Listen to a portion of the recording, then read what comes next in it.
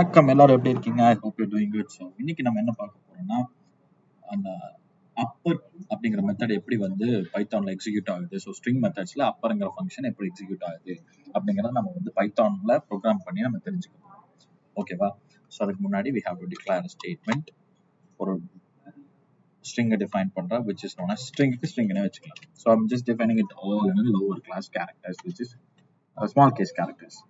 And b is equal to a அப்படிங்கிற அந்த variable நான் ரெஃபர் பண்ணிட்டு டாட் அது என்ன பண்றேன்னா செலக்ட் பண்றேன். Dot operator is known as select operator in Python programming languages and in every programming languages.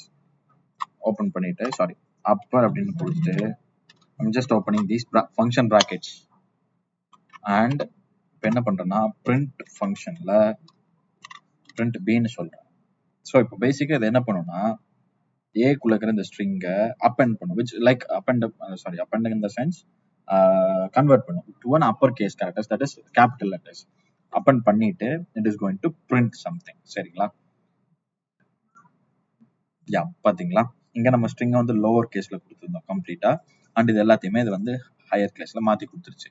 So this is how upper method in a string works. சரிங்களா? which converts lower case characters to higher case characters, that is small letters to capital letters.